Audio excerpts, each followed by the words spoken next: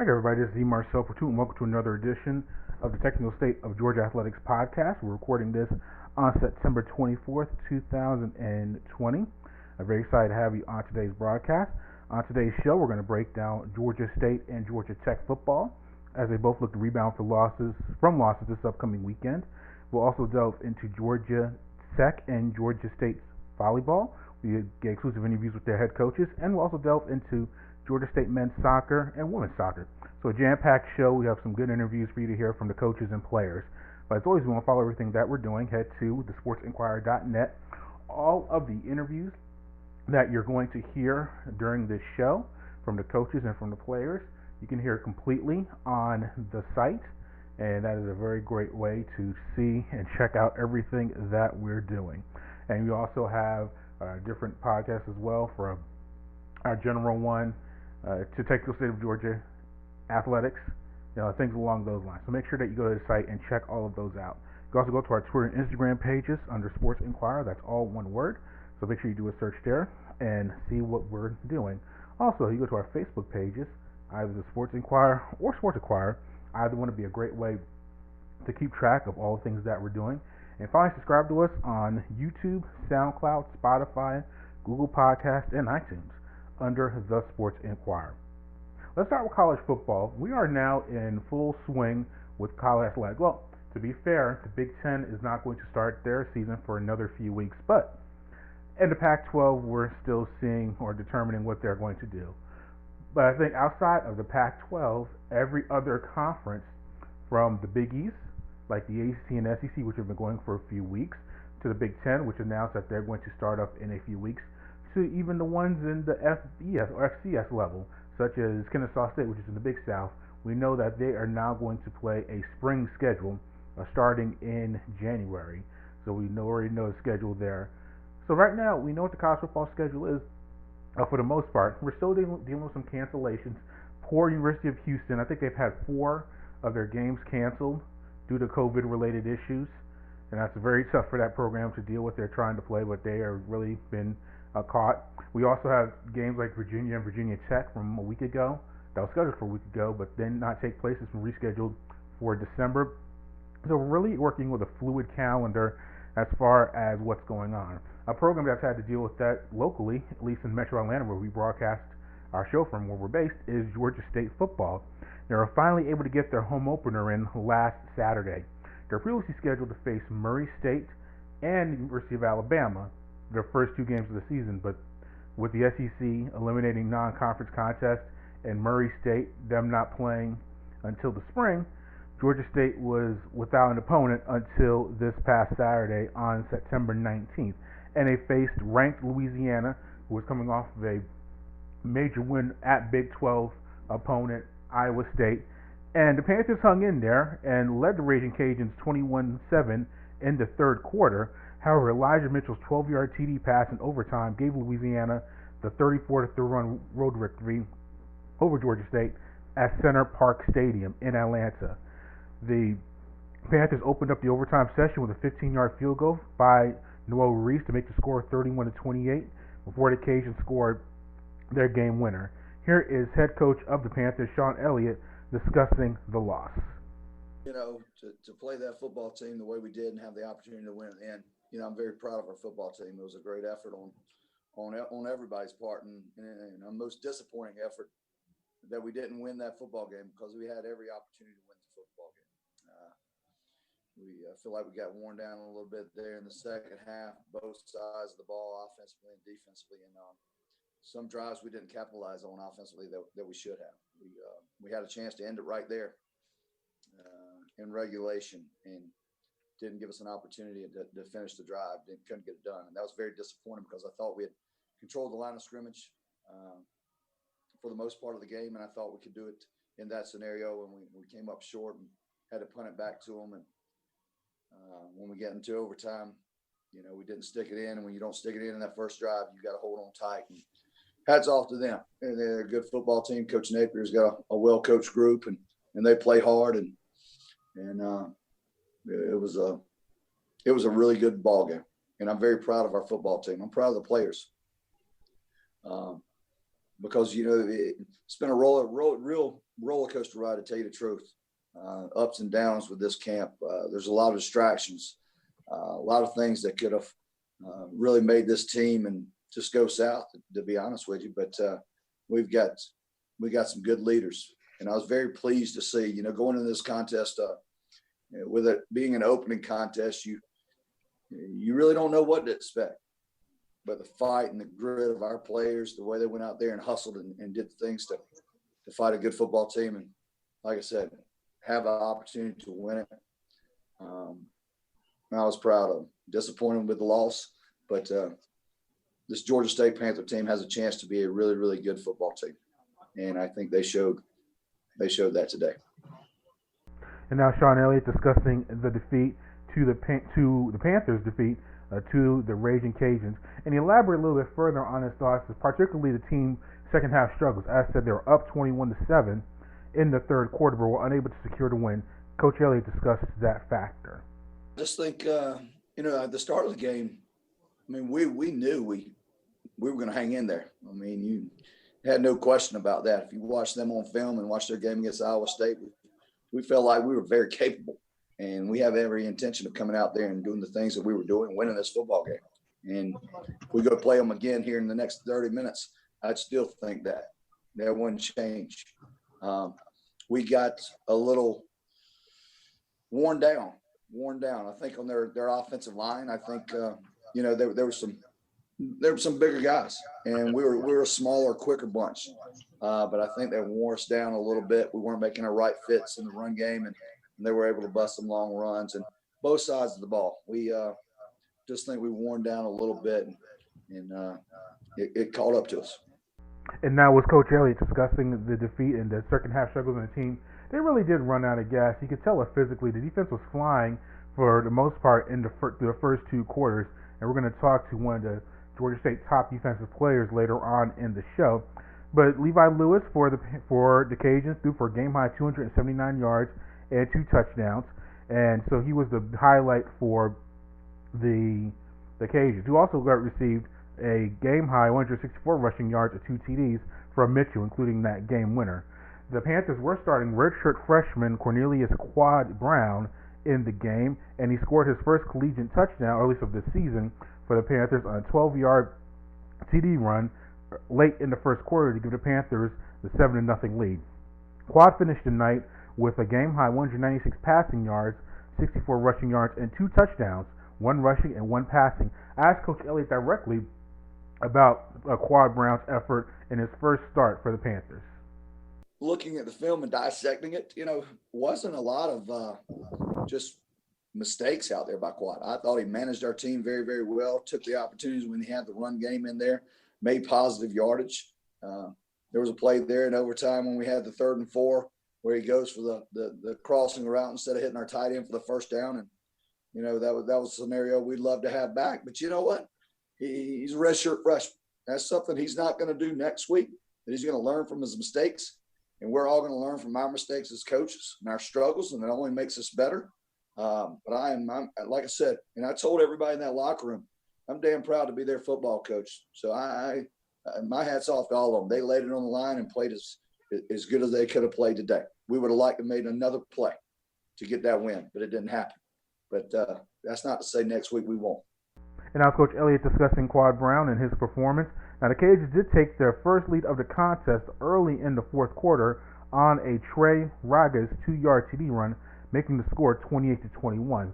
Georgia State was able to tie the score midway through the fourth quarter on Dustin Coates' 4-yard TD run. He finished the day with 150 rushing yards on a game-high 34 attempts. Here's Coach Elliott discussing the team tying the contest in regulation. You can go and you can lose those 3 rounds right there, and you can jump back in there in the 4th round and knock somebody out.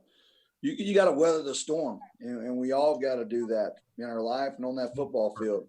Yeah, they hit us 3 gut punches right there to score 21 points, and you got to keep playing the game. The game doesn't end after possessions; it ends at the end when that clock runs to 0. And today we played overtime, so you got to keep pushing and keep fighting.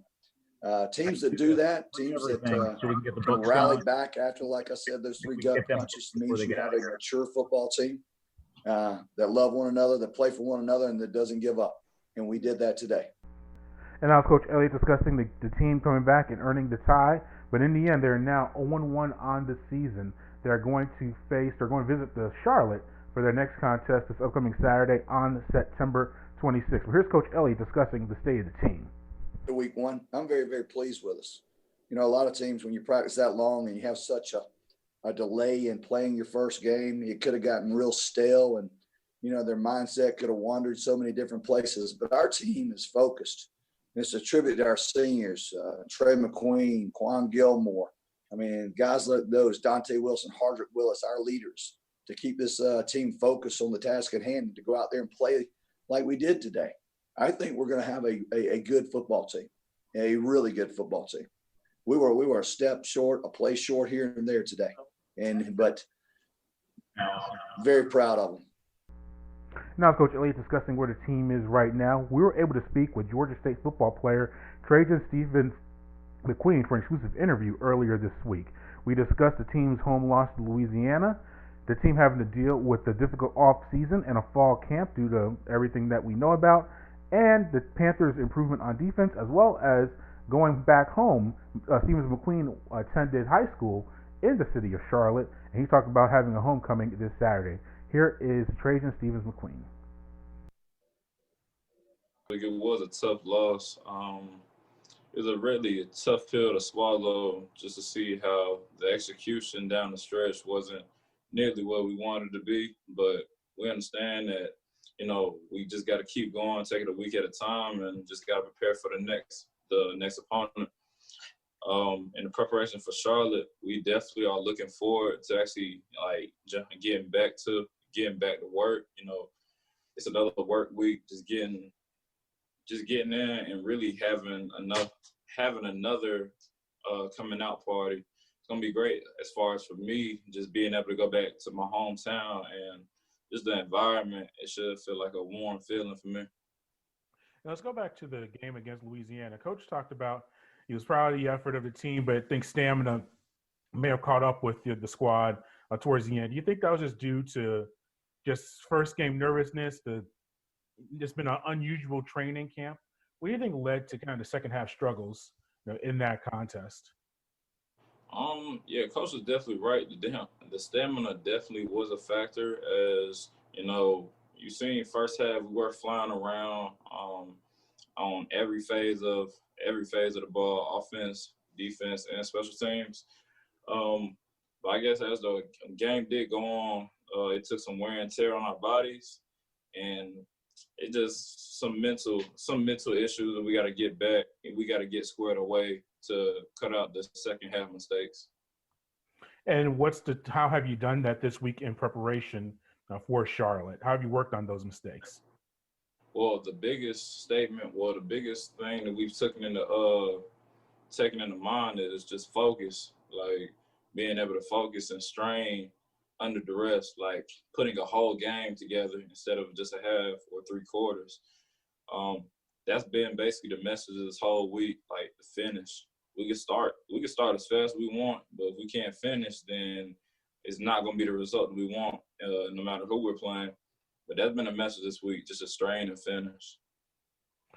Yeah, but just thinking back to the past month, or really 2 months since you've had fall camp, how's the team been able to keep its resolve and keep its efforts high, is dealing with all the adjustments on and off the field? It includes classes. I'm sure you've had your facilities, academics. I'm sure everything's been a lot different for you over the past month or two. Yeah, this year has definitely been different from any other year that I've been at Georgia State. Not just for me, but as you would say, it's for the whole team. This year has been a whole lot. It's been a roller coaster ride, a lot of ups, a lot of downs, and we're just grateful to even be able to play. But the preparation for the season and for these games, it kind of felt in a way rushed, just because of, you know, the whole timeline leading up to college football this year. But now that we're actually in the process of the season, you know, it's just all gas, no brakes. We're ready for it. But this fall leading up to it, the best way to describe it is a roller coaster ride, all the obstacles that we've dealt with. Right. And now the game against Charlotte coming up. Were you aware of this game being scheduled a few years ago, or even in the recruitment process, or anything like that, that you would have a chance to play in the state of North Carolina, let alone Charlotte? Well, what's called it came to my mind. Well, it was brought to me last year when we looked at the schedule and I actually on the games that I was aware that we'd be able to go back there, go back to Charlotte, just like my freshman year. But I found out a little after last season, so it wasn't a huge surprise to me. But you know, it was a warm feeling to see that they're back on the schedule again. Yeah, is there nervousness, or do you try to avoid the distractions of that? Because I'm sure you'll have a lot of friends and family. I don't know if the attendance policy is there, but even I'm sure before or after the game, you'll try to catch up with a lot of folks. How is that going to be for you, just that day, or the 24 hours or 48 hours that you're there?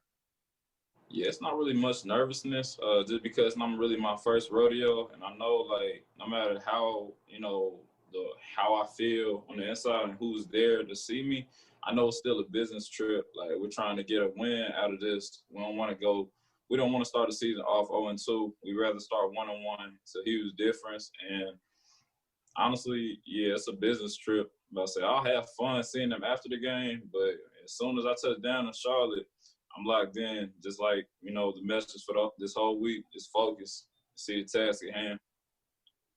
Yeah, and then my last thing, I should have mentioned earlier, we're talking about the Louisiana game, but that was a big thing I saw online during the contest. Talk about the ball, people you're flying around the ball, the defense, and it's like the best effort they've seen from the team in such a long time on the defensive end. What do you attribute that to? Just you guys in the front seven or front eight, whatever the package is, being able to be so aggressive to get a lot of a lot of plays, loss of yardage, and things like that.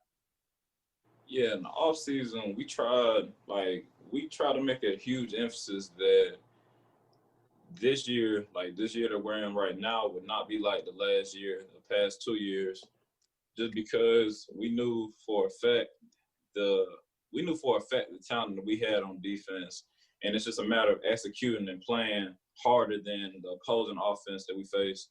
Um, just like last year, we seen how we was ranked in the hundreds for basically everything in defense, and we felt like as grown men on that field, that should like put a chip on our shoulder, and that chip on our shoulder we want to bring to every game we play, like the preparation, the actual focus, and just putting it all together. So yeah, you could say this defense is playing with a chip on the shoulder this year, and we're gonna continue to bring this energy throughout the rest of the season. And we thank Stephens-McQueen, or Trajan, for the time and speaking with us. It was a very good, informative interview. Let's transition to Georgia State football. The Yellow Jackets, fell at home to ranked Central Florida, 49-21. Here was Coach Collins discussing the loss. So first of all, hats off to there's an echo, Mike. First off, hats off to UCF, 12th ranked team in the country. There's a pretty good reasons why they're 35-4, whatever the record is over the last 3 years.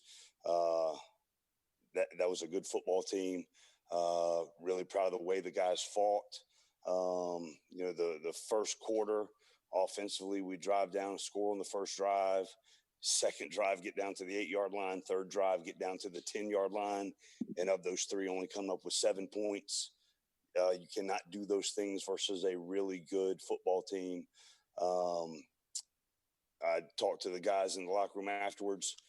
Proud of the way they competed, proud of the way they battled under adverse circumstances. There were times we talk about letting go of the rope or holding the rope. There were times in the second quarter when they went on a run, aided by turnovers, that we let go of the rope. Came back and played a really good third quarter. Guys were battling defense was playing lights out. And then we get into the fourth quarter again, some turnovers, some unfortunate things happened to us. And I thought we let go of the rope again. But when we get into the red zone for the second week in a row, we've got to capitalize and just have to learn from, you can't play a really good team and have 5 turnovers. Third down, we've made a big emphasis on that. Defensively, only stopped them 6 of the 16 on third downs. And then when they got in the red zone, they scored. And that's been a hallmark of our defense. Once we get them down there, we've got to stop them. And we did not do that tonight again. Hats off to them, credit to them.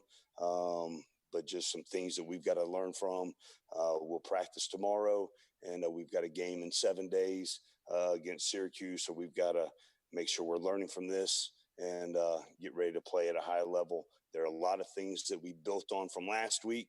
And again, we've got to learn from our mistakes, from what just happened to us, and, come back offensively. Put up a lot of numbers, put up a lot of yards, but we have to capitalize in the red zone, and we cannot turn the ball over when we've got. Now it's head coach Geoff Collins discussing the defeat. There were some highlights for the Yellow Jackets in the contest. In his first collegiate play, true freshman running back Jahmyr Gibbs returned opening kickoff 75 yards, and that set up a short drive for the Panthers, the Yellow Jackets, that take a 7-0 lead just 55 seconds into the contest. Gibbs scored his first touchdown of his career on a 9-yard pass from fellow true freshman Jeff Sims later on in the contest. Gibbs finished a strong performance with a 33-yard rushing TD for his first rushing score of his career. So Gibbs led the Yellow Jackets with 4 receptions for 60 yards and 126 yards from scrimmage overall and 219 all-purpose yards when he kicked in that kickoff return. Here is Coach Collins, or Geoff Collins, head coach of the Yellow Jackets, discussing his running backs. Of what we do. He's such a tough physical runner, attitude, toughness, grit, all the things that we talk about in this program. So obviously not being able to have JP tonight, obviously we missed him, but he was there cheering the guys on. He was there offering guidance to Jahmyr, to Jemias, Dante. And I think they're really good players. We just got to make sure that we're holding on to the football at all times, fighting for tough yards, but also securing the ball as well. But obviously that was, a missing piece. But, we have a next man up mentality. We've had it since we've been here. And the guys understand that even though JP's a big time player, we love him. If he can't go, then some other guys got to step up in his stead and contribute and make plays for us. But, I think Jahmyr did some really good things for us in the return game, man, out of the backfield and running the football. And, Jemias ran for some tough yards as well. And, I think Jeff Sims ran for 83 and, threw for however many he threw for. But, they're competitive, and we're just going to learn as we go. But we have no excuses in this program. Whoever's out there playing, we have full confidence in them playing at a high level, regardless of the quality of the opponent. And we'll continue to get better every single day. And for the second straight game, Sims led Georgia Tech with a game-high 82 rushing yards. And this is Coach Collins discussing the team and having the large group of young players that he's trying to incorporate into the squad. Really want to talk about that. I really don't want to dwell about it. It is what it is. We had some guys, a lot of young guys had to step up and play. Billy Ward at tight end was in there a bunch tonight. We had Jack Coco playing in. He's a former long snapper. And he used to be actually a guard for us. And then this offseason during a global pandemic while he was quarantined, he lost 40 pounds so that he could find a way to contribute on special teams. We moved him to tight end / H-back and, was planning on him maturing and being a down-the-line guy.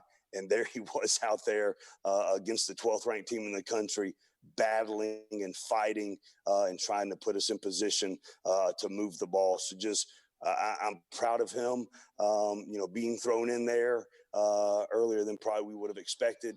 But just the way he fought, the way he battled, all the work that he's done in this offseason to give himself a chance chance, when the opportunity presents itself out of necessity, that he's able to step in there and contribute on offense. And then Billy Ward, a true freshman, having to step in and play tight end a bunch.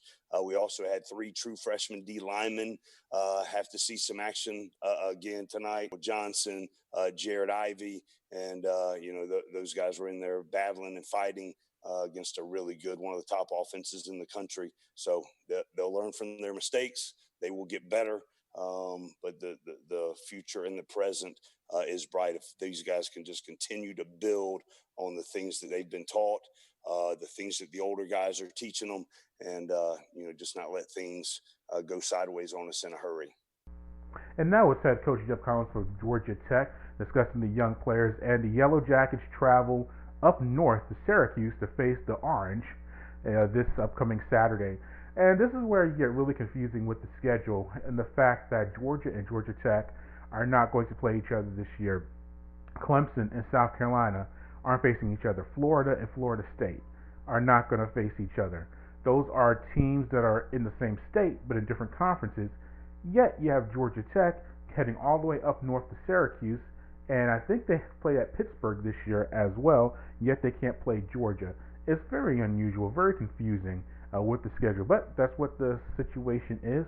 I think if they, looking back now, they probably would have tried to get those in-state games at some point, because and I'll have the math for the next show, or next Technical State of Georgia Athletics, but Georgia Tech and Georgia have played each other, I think, consecutively for, I'm going to say, under 90 years. And we all know the situation going on right now, and it's very difficult, and they're doing the best they can. But man, it's just very unusual when you look at the schedule and Georgia Tech heading all the way up to Syracuse to play a contest, yet they can't drive 80 miles to the east and to go to Athens to play the contest, or Georgia going all the way east into Atlanta, or going west to Atlanta to face the Yellow Jackets. There's very unusual stuff going on there. All right, let's move on to Georgia State men's soccer. We were able to speak with Georgia State men's soccer head coach Brett Surrency for an exclusive interview earlier this week.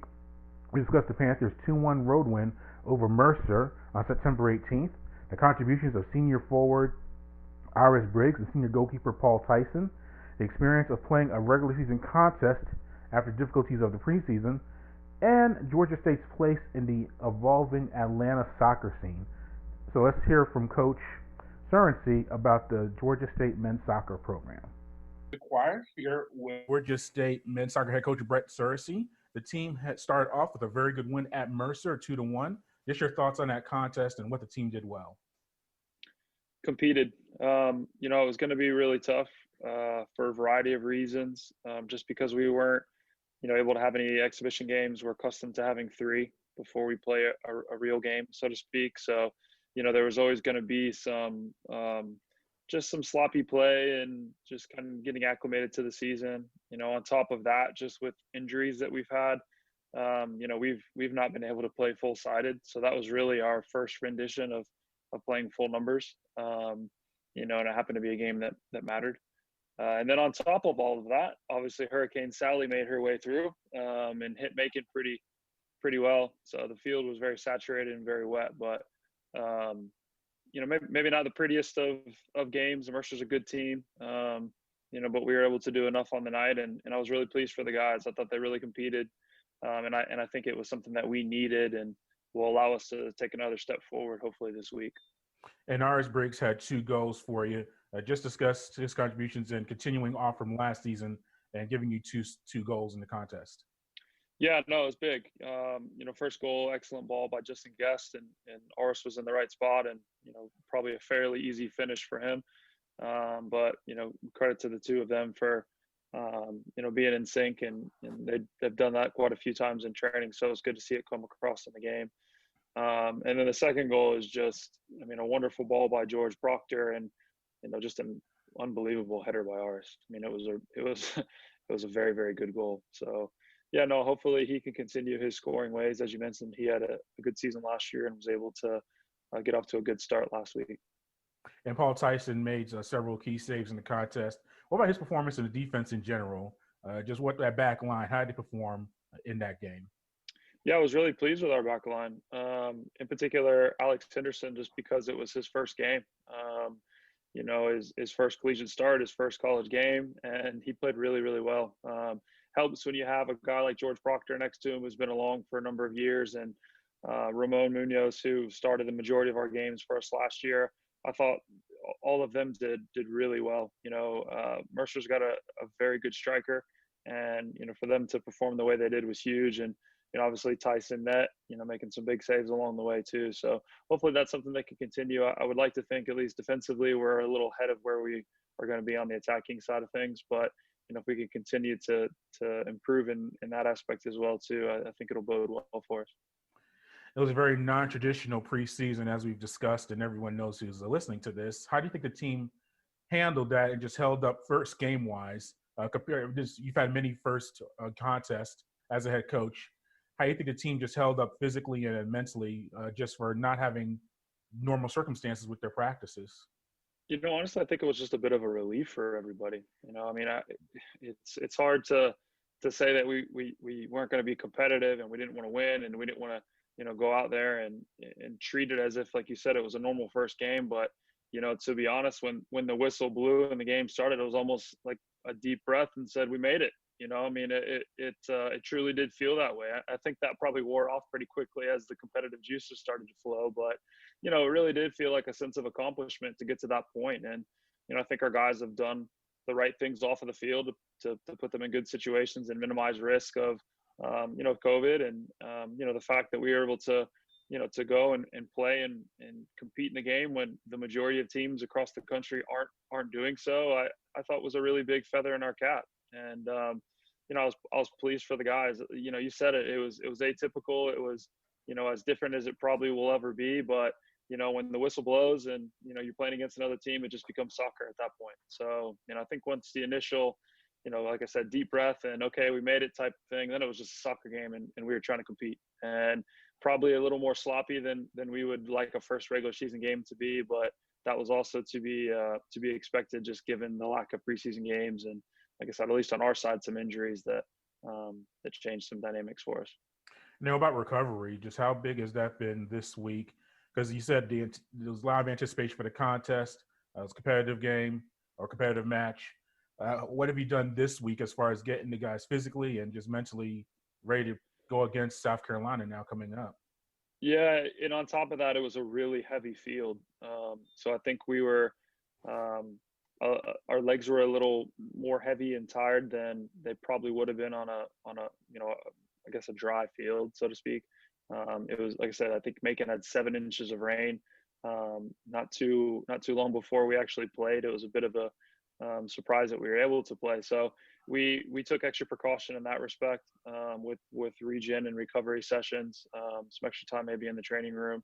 We've done some different things in some smaller groups to ensure that physically, we felt good, which, in turn has a direct effect on the mental side as well too. But, I think we're just excited again to be able to play another match. South Carolina's traditionally a great program. They have wonderful facilities. So all of the things that, sort of serve as little motivators along the way, I think will be there. And, I think ultimately the desire to improve and get better is there with our guys as well too. We were really pleased with the result against Mercer, but, in the same breath, not satisfied because, we think our ceiling is higher than we showed. And, Thursday will just be another opportunity for us to hopefully take a step in that direction. This is my last thing. I meant to ask you in our interview previous for the preseason. I think you're the only men's soccer college program Division I wise in Metro Atlanta, or if I have that correct. Or I know you have like Georgia Southern and Mercer, but they're not Metro Atlanta. But right. like Kennesaw and even the University of Georgia doesn't have a men's soccer team. What's that like for you, being in this area with Atlanta United and just the youth soccer presence that's been growing over the past few years? What have you seen in that, and just being that representative of soccer? And where do you think Georgia State kind of fits in that soccer landscape? Yeah, well, we've always recognized that, particularly on the youth side of things, that, Atlanta's been a hotbed for soccer. There's a lot of really talented players on both sides, the male and the female side, that come through the city. And, and like you said, there's the greater Metro Atlanta area. I think that was really heightened when Atlanta United came along, just in terms of the fact that maybe Atlanta is a bit of a soccer city, and you saw Atlanta United do a lot of things right to start off their program, and I think that had people buy into it even more. I think when you look at Georgia State as a whole, they've done a lot of really wonderful things, since I've been here, to continue to grow their presence, not only in downtown, but, within Georgia, and kind of growing from there. And, I think we're just trying to do our part as well. We recognize there is there's an opportunity, an avenue there to maybe stake some claim, within the soccer community. And we feel like if we can be, a group that gives a good brand of play and of soccer, and that people will enjoy to watch, then, we could gain a foothold in some of the in particular in-town soccer, so we're trying our hardest. We want to give a brand that the athletic department and the school is proud of, and hopefully we can grow out from there with the nearby community. And, who knows, make the most of, what is a really good soccer vibe in the city right now. Yeah, and then the women's soccer team, they actually played their game at the football stadium. Was that a possibility for the men as far as the facilities and just resources with this type of year and everything going on? Do you see the men's team playing some home matches there? Potentially. That was more along the lines of Hurricane Sally, just because of the amount of rain that was at the field. But possibly so. That is a backup venue for us if we need be. Obviously, that's the main venue, and the number one tenet of that is the football team. So, with us playing games on Saturdays, a lot of times there's overlap. So, may not be feasible or possible, but, we're proud of our home field at Panthersville as well too. So, wherever it is, as long as it's a Georgia State venue, I think there'll be, an equal amount of excitement from us just to play at home. And, it doesn't really matter for us. But, I was at the game on Sunday, and it was really cool to, see all the graphics and the jumbotrons and everything that was geared towards soccer. It was a neat and different experience, and that's kind of what you expect in 2020. And thank you to Coach Surrency for speaking with us for that exclusive interview. Also, make sure to go to our site to see the interview with senior forward Iris Briggs. And it was very informative as well, hearing from a player's perspective the adversity that the team has had to go through this season. We also were able to catch up with Georgia State women's soccer head coach Ed Joyce for an exclusive interview. The Panthers women's team had a nice overtime win over Appalachian State on September 17th. And we discussed that. They were able to play their first ever contest at newly renamed Center Park Stadium. That's where the Panthers football team plays. So we discussed that opportunity and the similar theme, discussing the offseason and the adversities that the teams had to overcome. So here is Coach Joyce discussing those issues. All right, so Sports Quiet here with Ed Joyce, head coach of Georgia State women's soccer. Let's discuss the past two matches you had before we get to that Georgia Southern contest. You're able to go to Appalachian State and get an overtime winner. Just talking through that contest and what the team did well to earn the victory. Yeah, we didn't start very well. Conceded a bit of a soft goal, and then second half, I think, raised our level a little bit. Still didn't probably hit the heights we'd like to, but managed to still get the result in the end and kind of work hard, and probably a group result would be what I'd say. It wasn't everyone kind of pitched in together and pulled together to get the result in overtime, which obviously is a great way to win a game. And what about the Liz Fogarty goal in overtime? What about that goal that was executed to get the win?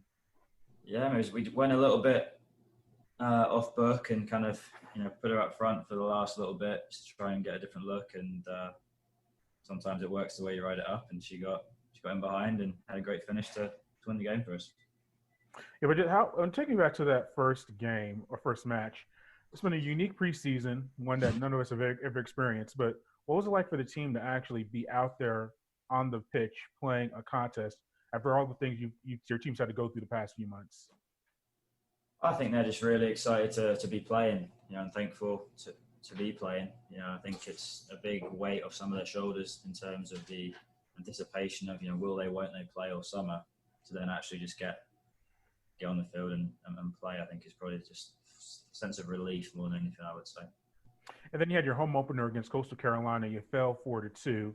What can you take from that contest and some areas of improvement from suffering that defeat? Strange game really strange game. I think we outshot them 15-6, and they scored 4 goals off 6 shots, of which a few were of our own creation, I would say. So the positives we take from it is, even with it being a 4-2 loss for us, we probably could have been 4-4, could have won 5-4. We had the opportunities that we created to put them away and just didn't. So a lot of what we're going through at the moment, I think, is there's some youth that's playing some major minutes for us. And we're kind of looking to get those kids to grow up as quickly as possible and hopefully rebound on Sunday. Yeah, you also played the contest at Center Park Stadium, where, for those who are familiar with listening, that's where the Georgia State football team plays. It was your first contest there. What led to that match, and will there be future contests at the stadium? Rain. Yeah, I mean, we obviously, due to the storm, Sally, we got about 4.5 inches of rain on our facility, which, being grass, is a lot. I think in terms of future matches, it's the weather back up for us. So we do get a lot of rain. I think that's the plan. This being the fall in Atlanta, you never know. I think we're forecast it's about 2 inches this next 4 or 5 days. So I'd say there is a chance. We're kind of just waiting to see how much time we get to dry the field out and how much more rain we get. But it was a cool experience, especially with coronavirus and everything kind of creating havoc for these girls in the past 5-6 months. To have a cool experience in a stadium that big was obviously exciting for them. Does it change or affect your preparations? It's a turf field. I'm sure it's different dynamics to it. Do you practice? Do you do anything there in general, like even during the off season or during training? Because I know the weight facilities are there for the football team, and I think Raleigh Athletics has moved over there. Were you any familiarity with that stadium before this past weekend? We actually trained there. Okay. Due to we're in the process of a new facility for soccer here downtown, so that's being built currently. So again, just with the way classes work out and travel time to the old facility, we actually train there every morning. So we're familiar with the facility. The turf is great. Obviously it's a showpiece facility, so we're familiar with it. We just have to kind of take it week by week with just how the weather dictates where we play, quite honestly. Okay. And now you face Georgia Southern on September 27th. How are preparations going for that? And just where are the areas of improvement that you want to see the team get better at to come out with a win against the rival and a conference matchup as well? So it's a major contest for you. Yeah, I mean, I think for us, it's it's exciting to get another home game.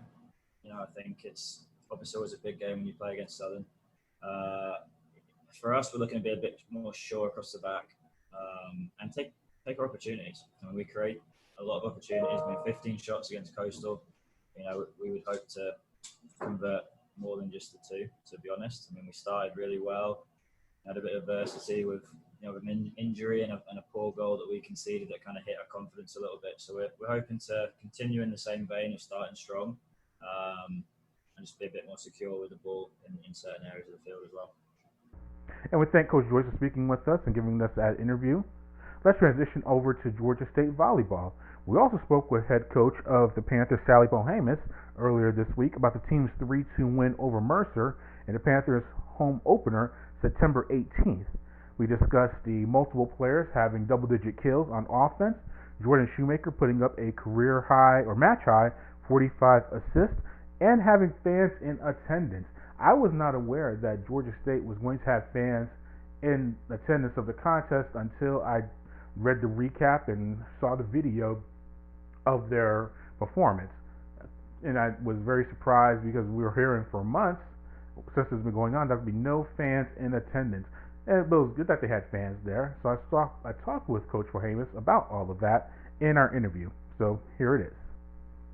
All right, so Sally, we were just discussing kind of off camera your plans for Troy, but first let's recap the Mercer contest. Able to win 3-2, your first home match of the season, just overall impressions of that contest. We did a nice job of serving and controlling the ball. Our pins, our outside hitters, both Mila and Leah Wilcox had some great kills, ended some rallies for us. Mercer is a really strong, fast team. They run a fast offense. So what we saw the week prior at Chattanooga with our blocks and our defense wasn't there against Mercer because of their speed and how hard they hit. And so that was something that took us a little bit more to get into in that fourth and fifth set, where we were able to run the court a little bit more, settle into the speed of their game, and adjust our game. Yeah, you're down 2-1. Just what were those adjustments that you made between that third and fourth set to get the fourth and ultimately do pretty well and handily in that fifth set? What did you see the team improve on between those sets? So first contact definitely was better. So our passing from the serve ball, setting up our offense, we were pretty excited about what our hitting percentage was. Even in the first two sets, we hit almost 400 in the first set, and that's a very high offensive game. Now, there's not a lot of defense going on either side of the net there, but I think we settled in, got our defense involved, and then we're able to both terminate from the offensive side and then slow them down from the defensive side. Yeah, three players in Leah, Zamila, and Amisha with double-digit kills. What about having that offensive distribution and having three players reach that mark? So our goal is to have four players that are contributing. That means you have a very balanced offense. And so between our other middle and our right side, we want to keep growing that. But I was really excited with especially our two outsides, their efficiency and their ability to terminate and out of system balls. And so balls that aren't perfect right to the setter, we were doing a nice job of handling those. So for us, I like the growth from Chattanooga to Mercer. So I feel like each week we've gotten better at the things that we focused on and as a team and system-wise. So I really like how our offense is evolving. We still need to get that first contact more consistent, and especially in transition, have a little bit more transition kills. And then Jordan Shoemaker, game high, 45 assists. Her second year with the program, she transferred into the program in 2019. Discuss her development and how beneficial is it to have her for a second year, and just the difference that makes in your offense. She has done a very nice job of understanding her team, the players, the hitters, what heights to set them. We have players that are touching 10-6, the players that are touching 9-9. And so that's a big difference in hitter windows and being able to find those windows for each hitter while moving, getting a ball that's dug off the net. So her location and the rhythm that she's setting has been very good. She's been a very solid block for us, which is awesome, being able to run a 5-1. I think that she sees the game and she has a lot more control and vision this year. You mentioned the hitting range, 10-6. Elaborate on that for some that aren't familiar with the terminology of that, like myself. I know what the 5-1 is, but what do you say the hitting range of your outsides and your middles? Discuss that. What does that mean? So each hitter has a different height that they're jumping to swing. And as a setter, you have to get a rhythm ball, so we call it tempo, from the setter's hands to the hitter. And not only just they have to be the right speed, but also the right height. And each hitter has a different window that they can hit in. And so that location is very important. So if a setter puts it in the right location, but it's real slow and high, the rhythm of that hitter will be off. And so the approach, they'll be coming down for their jump. And so our goal is to have our hitters at max jump when that ball is set into the hitter window. Okay. And it was your first home match of the year. This will be the last time, hopefully, we talk about the pandemic and the conditions of it. But it was your first home match. We spoke last time about the adjustments you had to make in pregame and things like that. What did you follow through on those, and what was that like as far as implementing just the different things you have to do now to have a match? Well, first, I want to thank our facilities and our athletic director, Charlie Cobb. We had fans. It was awesome. It was the first time this year we've played in front of fans. So that was amazing. The protocol was very good for both teams, very efficient. Just not switching sides, and a couple small things are the adjustments, kind of the seating arrangement right now, what we do during timeouts. But all of our players have completely bought in, and they understand why the protocols are in place, and they really enjoy them now. So it is a little different only seeing one side of the gym as far as from passing and serving, but it's very easy and efficient for our players to get settled and get into a rhythm. Now, the fans, were they friends and family, or what was it, faculty? How? Because I didn't know you had fans at the contest. Who consisted of that group? So it was open to the public. We could have a total of 500 fans. How our seating arrangement is there's no fans allowed in the lower bowl where we're actually playing, but we have our sports arena has the top floor, the fourth floor there. Mm-hmm. And so all the fans are up there. It was just really nice to have the crowd noise and the energy from that, even though they're pretty separate from the floor. But it is open to anyone. So all of our matches this year will be open to the public. Okay, good. And now lastly, you open Sunbelt play. You go to Troy. You said a true road trip, so you spend an overnight there. Just what have you seen from them so far? And how do you prepare for 3 consecutive matches in those successive days? So this is the big challenge, is that Troy hasn't played yet this fall. Okay. And so we actually don't have any video on them, where they have video on us because we were on ESPN Plus, our first match versus Chattanooga. So it's a little bit different for our team, coming in a little bit of a blind scout and making adjustments on the fly. But I really like that concept for our team. We have a mature team. They know the game. I'm really interested to see how they step up to that challenge of adjustments throughout the first set. And then throughout the whole match. And then with us playing 3 matches against the same team in a weekend, very, very different. We've never seen this before. So we'll play Troy at 11 and then at 6 p.m. on Friday and then at 1 p.m. on Saturday. So very quick turnarounds, very quick scouting adjustments, recovery for our players, all of those things. So very interested and really looking forward to this different model of play this year.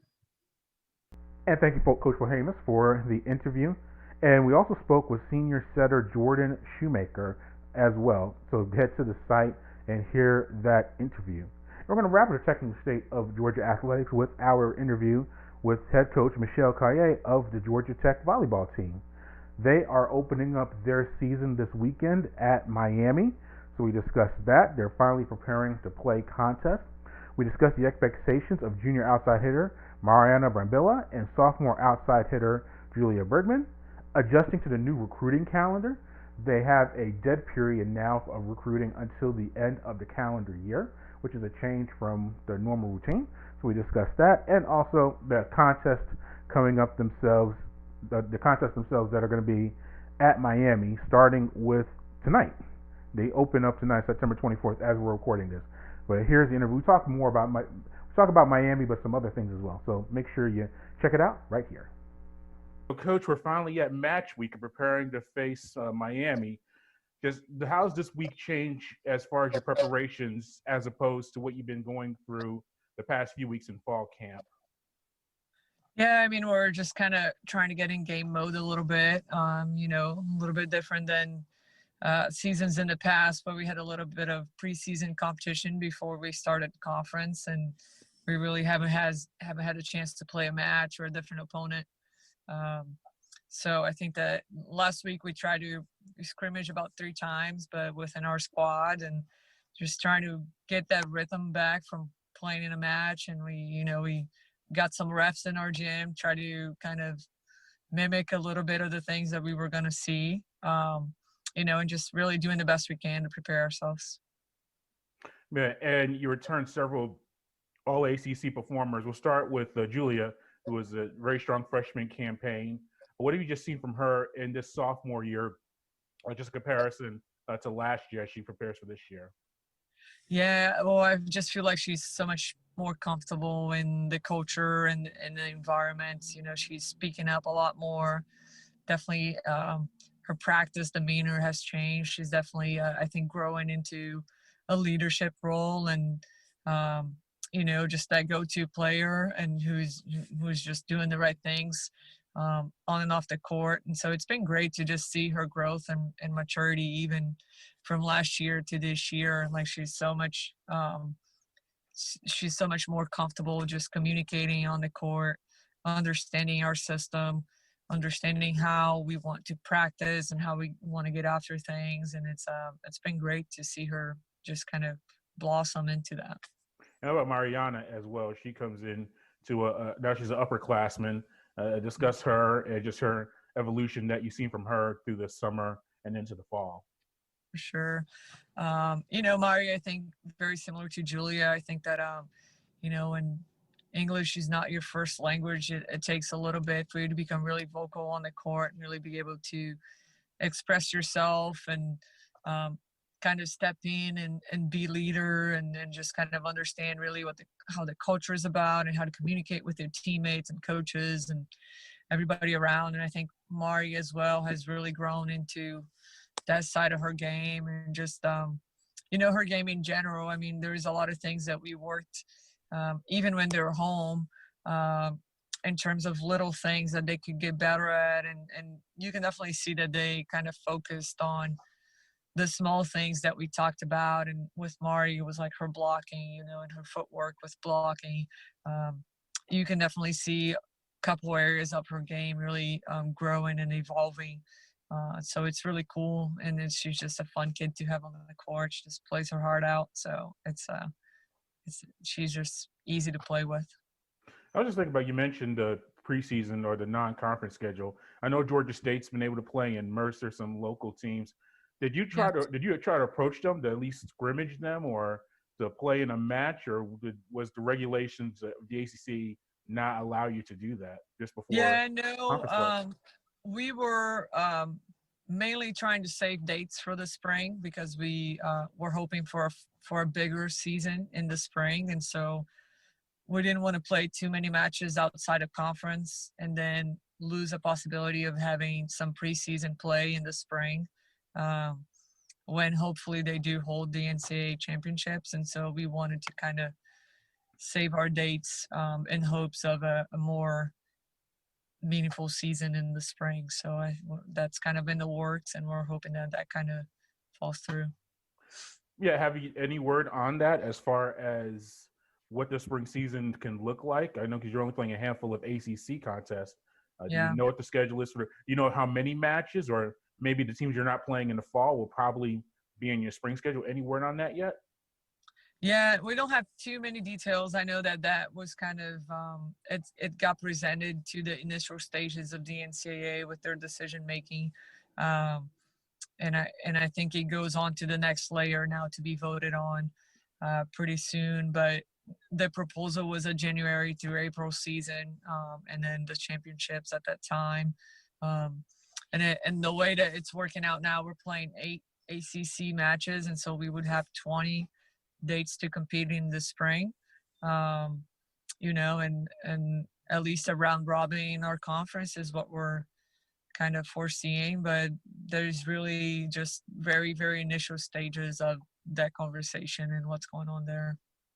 I saw on your social media you put that a player committed to the team, and you can't comment on it. But I also saw that the NCAA had your dead period has been extended, I think, through the rest of the calendar year, if I read that accurately. Correct.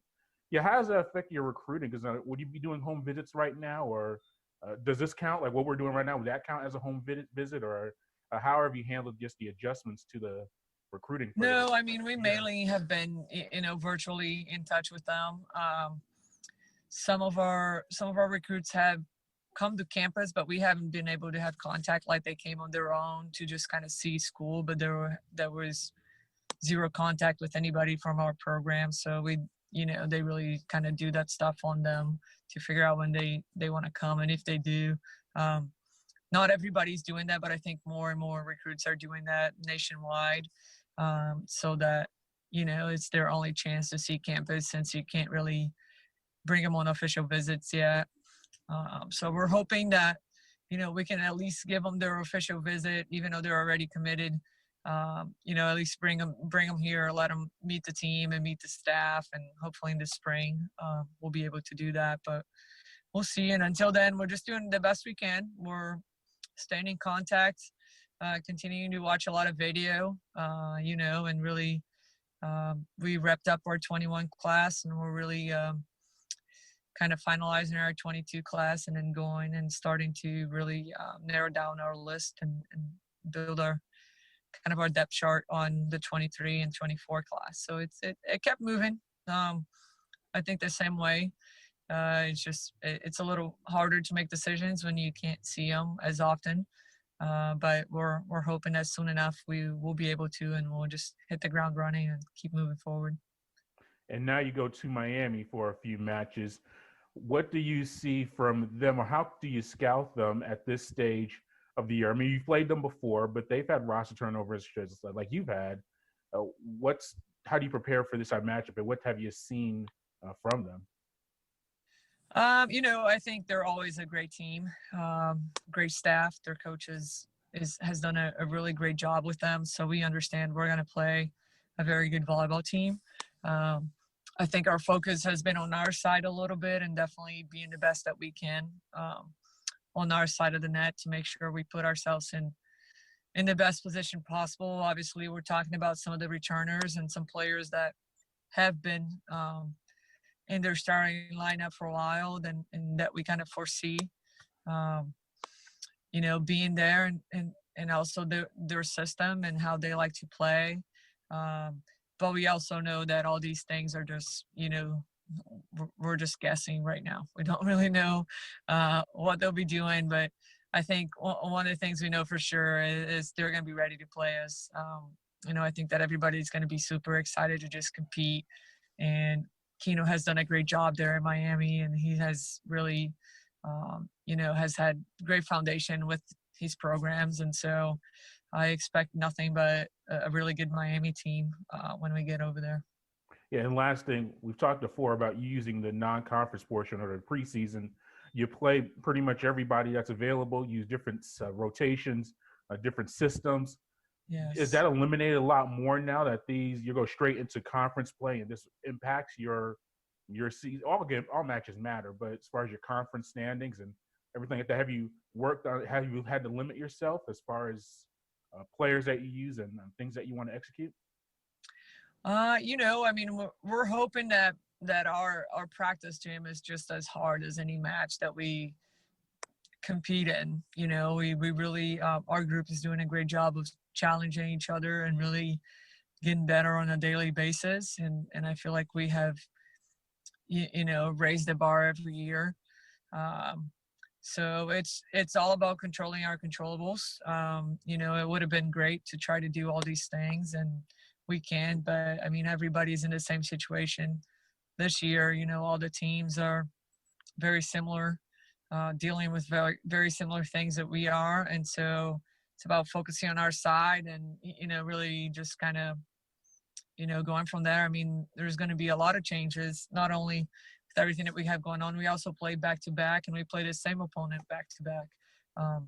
And that's hard. It's you can have a good night, and then, to beat a team twice back-to-back is also really, really difficult. So, there's going to be a lot of learning, I think, this week, in how we want to prepare, our meals, our video, what is our road trips are going to look like all these things are going to be at a different pace and situation than they were before. I mean, every time we went to Miami, we went to the beach and we were able to, enjoy ourselves, and we won't have a chance to do these things now. And so we're trying to figure out what it is that we can do to just get ready and do the things that we want to do over there, and still use this time to grow as a team, as a family. And so we're really about just building everlasting moments and opportunities. And so we're just going to focus on what we can do and see what happens.